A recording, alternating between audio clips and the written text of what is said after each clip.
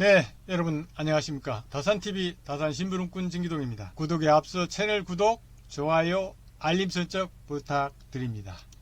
목민자가 백성을 위해서 있는 것인가? 백성이 목민자를 위해서 있는 것인가?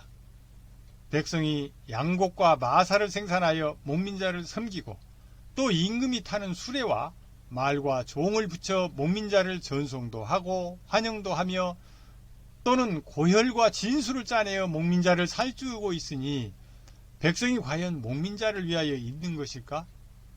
아니다. 그건 아니다. 목민자가 백성을 위하여 있는 것이다.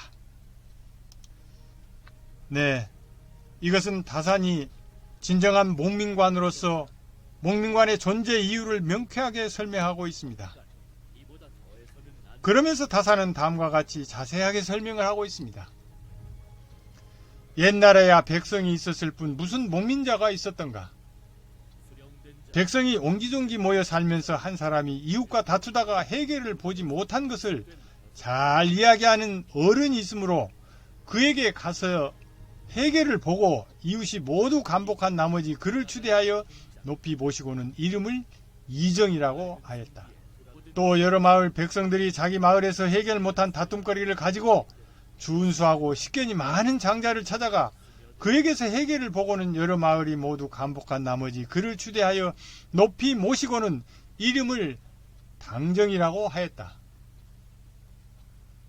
또 여러 고을 백성들이 자기 고을에서 해결 못한 다툼거리를 가지고 어질고 덕이 있는 장자를 찾아가 그에게서 해결을 보고는 여러 고을이 모두 감복하여 그를 이름하여 주장이라고 하였다.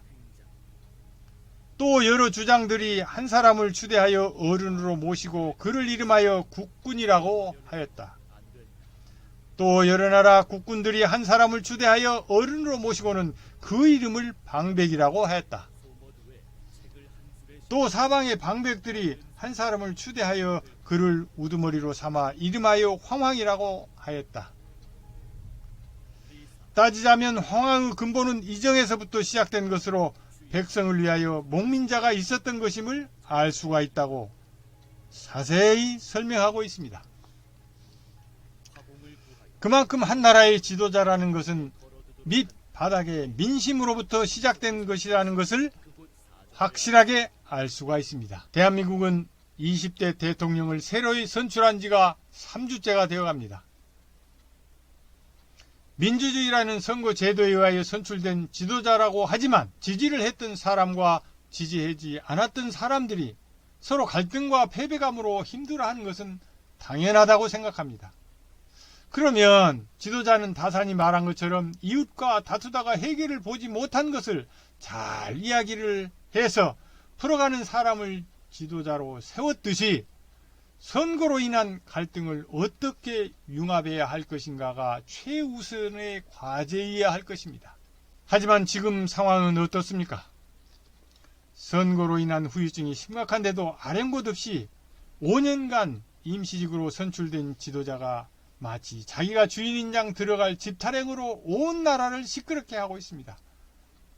코로나 위기, 동해안 산불 사태 등 극도로 민생은 힘들고 어려운데 너무나 어처구니 없는 일로 국력을 낭비하고 있습니다. 상식과 공정을 외치고 있습니다. 뭐가 공정이고 상식인지 헷갈립니다.